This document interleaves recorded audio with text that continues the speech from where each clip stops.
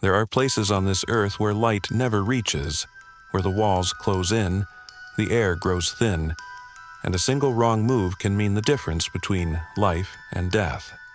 Caves and underwater tunnels have long drawn explorers seeking adventure, but some who enter never return.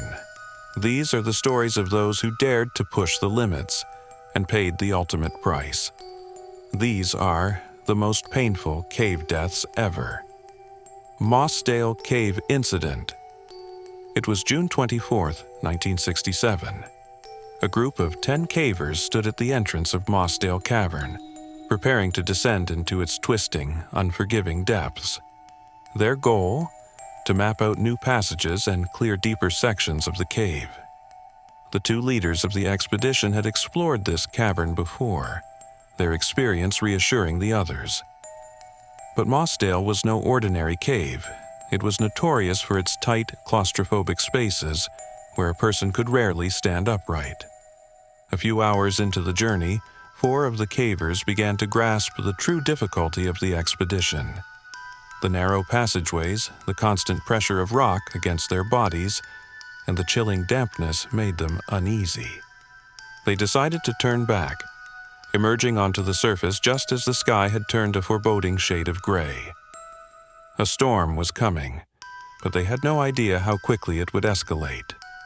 Deep inside, the remaining 6 cavers pushed forward, unaware of the gathering storm above. They crawled through the far marathon passage, an unrelenting squeeze barely 18 inches high and 12 inches wide, with a thin stream of water trickling along its floor. Unbeknownst to them, that trickle was about to become their greatest enemy. Rain began to pour outside, steadily at first, then torrential. The surface team sought shelter, watching as water collected around the cave entrance. Inside, the cavers soon realized something was terribly wrong. The stream at their feet was rising, fast. What started as an inconvenience became an urgent crisis as the water surged through the passages, cutting off their route back. Above ground, the surface team saw something chilling. A lake had formed around the cave entrance, swallowing any hope of a dry exit. Frantic, they ran for help. Meanwhile, inside the cave, the 6 explorers scrambled to higher ground, but the relentless flood chased them, pressing against their bodies, filling the tiny pockets of air they so desperately needed. Rescuers arrived in droves, pumping water out of the cave, pumping oxygen in, clinging to the hope that, somehow, the trapped cavers had found a safe refuge. But time was merciless. The flood had come too fast. Every single one of them drowned, their voices silenced beneath the earth forever. Shaft Sinkhole Tragedy. It was May 28, 1973, and a group of 9 expert divers gathered at Mount Gambier's Shaft Sinkhole. This sinkhole was unlike any other. It had only a small opening at the top, leading to a vast, submerged cavern below. A single beam of sunlight pierced through the darkness, illuminating the crystal-clear lake 20 feet down.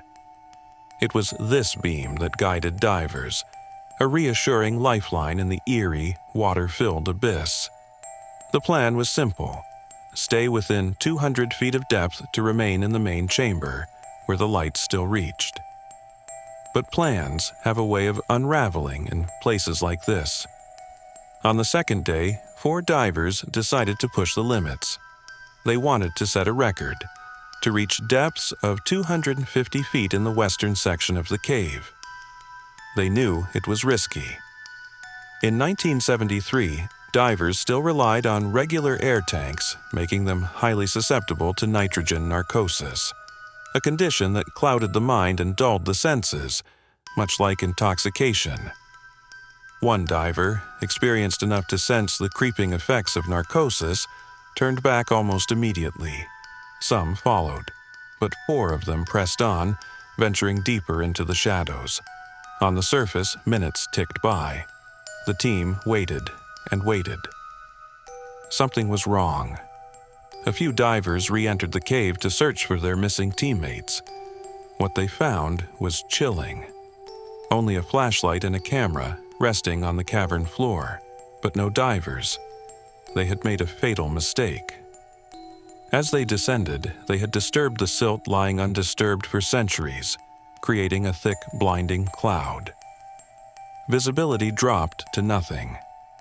Disoriented, unable to see even their own hands, they lost all sense of direction. Panic set in.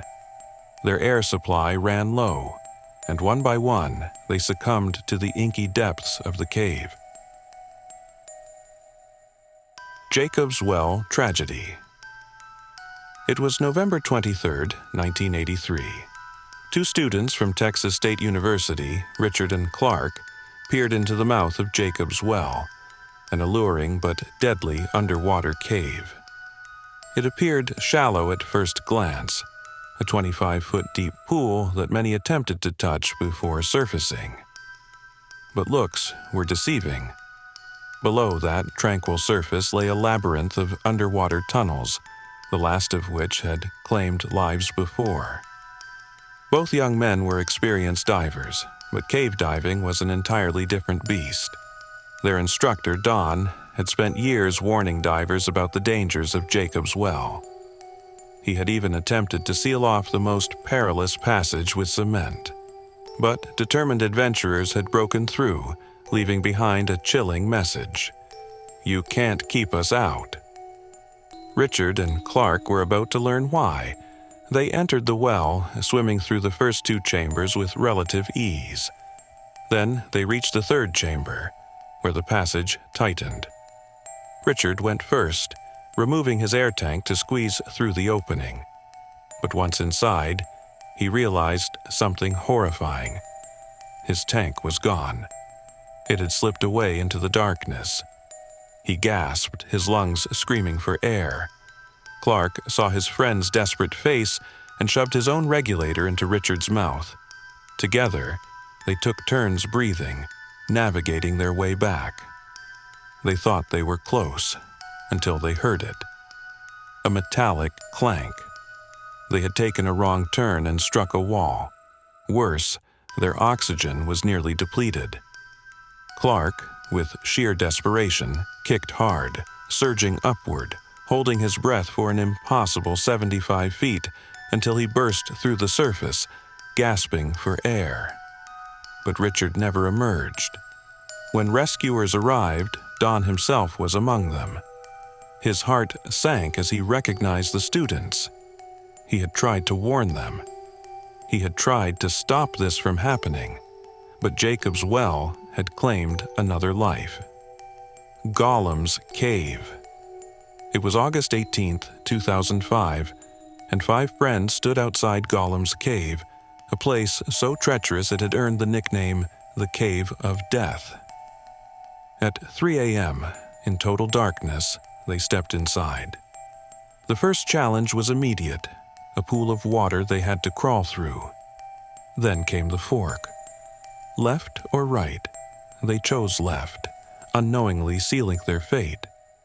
Ahead lay another pool, seemingly unremarkable, but beneath its surface was a submerged tunnel, just 4 feet wide, stretching 15 feet into the unknown. One by one, they took deep breaths and plunged in. On the other side, they surfaced in an air pocket with only 3 feet of clearance. Relief turned to horror as they realized the air was bad, thick with carbon dioxide, suffocating and disorienting. Their limbs felt heavy, their thoughts sluggish. They needed to get out. Now, one by one, they dove back into the tunnel, but in the darkness, in the panic, they lost their way. The carbon dioxide had robbed them of clarity. One by one, they failed to find the exit. One by one, they drowned. Outside, their friend waited in silence. No lights, no voices, just emptiness. The cave was later sealed with cement, entombing its secrets forever.